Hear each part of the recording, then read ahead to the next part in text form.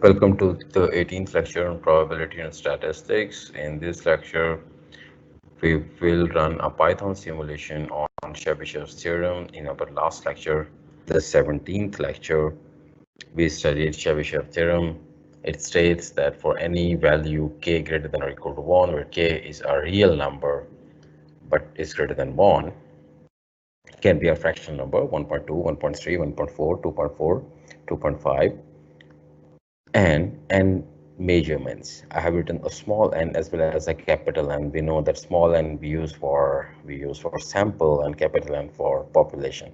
And in our last lecture, I explained that Chebycheff's theorem is applicable for. In the last lecture, I explained that Chebycheff's theorem is applicable for both population and sample. Right. Given this k greater than or equal to 1 and the number of measurements small n or capital N, depending on we are dealing with sample or population, at least n times 1 minus 1 over k squared or capital N times 1, it depends whether we are dealing with sample or population. In any case, we'll multiply with this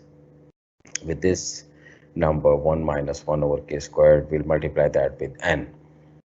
So this much observations, these many observations are between mu plus minus k sigma or k or x bar plus minus ks, where mu and sigma are the parameters of population and x bar and s are the statistics computed for sample. So I have tried to cover both the population and sample in these 2 points, showing that the theorem, Chebychev theorem, is applicable for both sample and population. So graphically, if k is equal to 1, this means if you put k is equal to 1 here, this means 1 minus 1 over 0 times n, small n or capital N, it produces a 0. So between mu minus sigma and mu plus sigma for population and x bar minus s and x bar plus s for sample, there must be at least 0 observations. There can be more than 0, but at least 0. So seems meaningless for k is equal to 1, but for k is equal to 2, it does make sense. For k is equal to 2, putting k is equal to 2 in this expression, it is 1 minus 1 over 4, 3 by 4. 3 by 4 times n or capital N measurements should be there in this range between mu minus 2 sigma and mu plus 2 sigma, or x bar minus 2s or x bar plus 2s for sample. For k is equal to 3, putting k is equal to 3 produces 8 by 9 times small n or capital N, depending whether we are dealing with sample or population.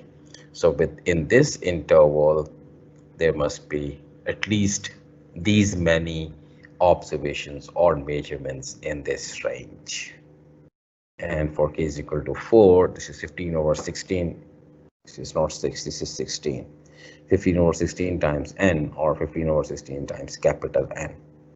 So at least these many measurements should be between this range from mu minus 4 sigma to mu plus 4 sigma, or x bar minus 4s to x bar plus 4s. Right, in this, that was actually a recap from the last lecture, but in this lecture we are going to run a Python simulation showing that Chebychev theorem is verified, or it can be verified for any chosen sample of length small n. So let's move ahead to the simulation. Where is the simulation? Here it is. So it's a small simulation. I have written it in Python. I'll share the code on the WhatsApp group. And if we run this simulation, it asks us to do what? It asks us to, come on,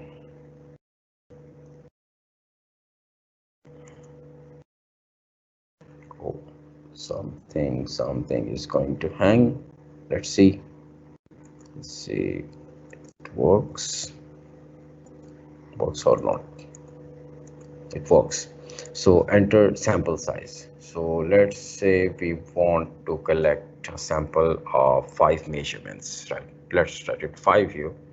And now you should start entering your measurements. Suppose the first data point is 3, the next data point is 9, the next measurement is 12, the next is 34, and the next is 99. So out of this is the histogram of our sample data. We have 3 numbers in this range, 1 number in this range, and 1 number in this range from 90 to 100. So moving ahead, it gives us a mean of this given data 3, 9, 12, 34, 99. The mean is 31.4. The standard deviation of the sample is 39.56 because there's a lot of variation in the data. Therefore, standard deviation is a large number. So measurements between mean plus minus 1 standard deviation should be at least 0, but there are 5. Mean, and plus this. 31 minus 39, 31.4 minus 39.5, and 31.4 plus 39.4. 39.5. So in this range, there must be at least 0 observation, but actually there are 4 out of 5 measurements in this range.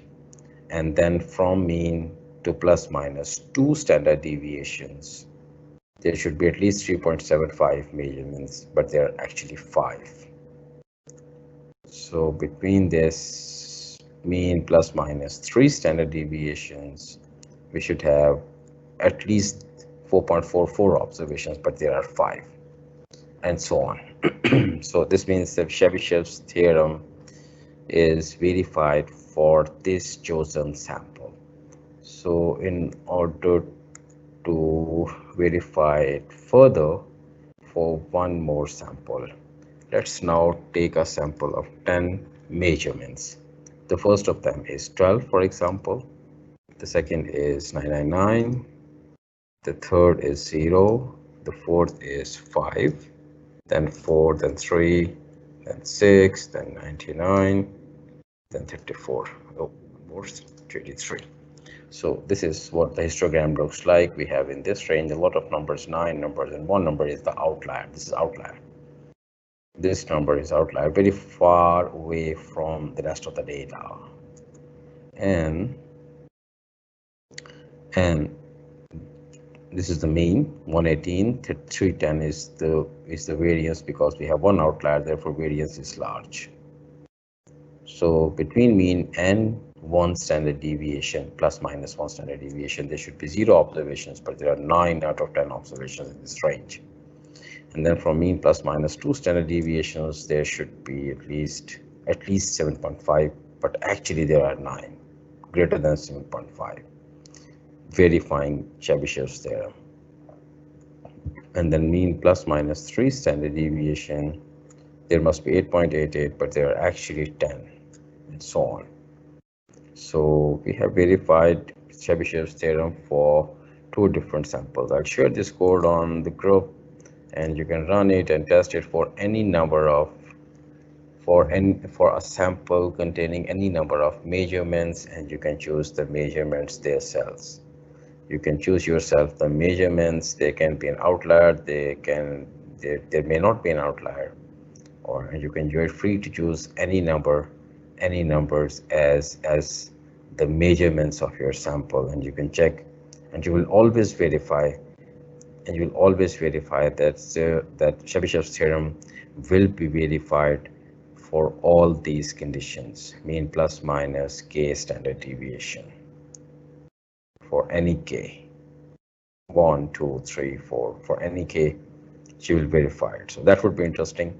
I'll share this simulation, and you can run it for any size of sample containing any numbers of your choice, and the theorem will be verified, right? You'll enjoy that. Thank you.